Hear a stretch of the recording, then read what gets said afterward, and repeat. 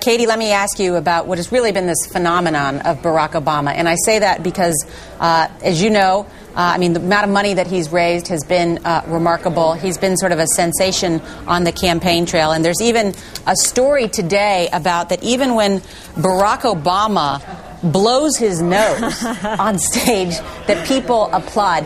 Here's that shot from when he did that. I'm going to blow my nose here for a second.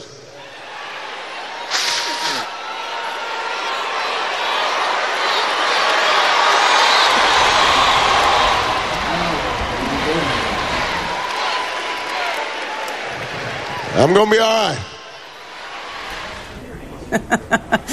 There you have it, Katie. It does happen out there on the campaign trail. He's got a little bit of a cold and a sniffle and a sore throat. How does Hillary Clinton compete against him in these upcoming states? Well, she clearly is having a tough time. I mean, there is something about Barack Obama that has their party energized. He is a great alternative to Hillary Clinton. I think, though, at the end of the day, Norah, at some point, voters are going to come back and ask Barack Obama where his experience is. He is not a guy who's been tested. He has very little experience, particularly in foreign policy, in the foreign policy area. It's important to remember that we're a nation at war. And I think whether it's Hillary Clinton or Barack Obama, once we get to the general election, either of those candidates are going to be compared to John McCain. And I think you're going to see a shortage on experience. And I think it's going to make voters uncomfortable, frankly.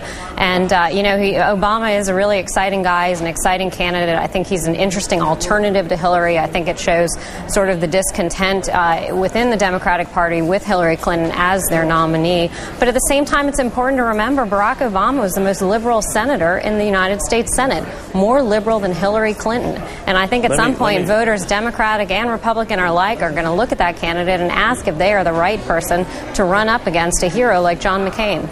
Let me get this right. $100 million raised by a woman that's discontent? Are you kidding me? The Democrats are embarrassment of riches, not only in money, but in candidates. What we are suffering from is the fact that we have two great candidates, and you guys had, lacklusters, also ran candidates. What you're going to see is a stage that's going to look like America in the future, and what John McCain is going to look like the same old Washington thing. So I feel encouraged, and I think the Democrats are putting their money where their mouth is, and it's called $200 million. Well, Morris, I give you this. You're a great advocate for your party and certainly appreciate where you're coming from. But, a couple months ago, Hillary Clinton was the de facto nominee. She was supposed to ride into this election and become the nominee quickly and without a lot of brouhaha. And I think what you're seeing is people taking a second look at her and saying, we're not quite certain we want another Clinton back in the White House. And I think that's why a lot of the attention is going toward Barack Obama and why momentum is truly on his side right now. All right, Katie Levinson and Morris Reed, we got to leave it there. But great to have both of you on. We appreciate it.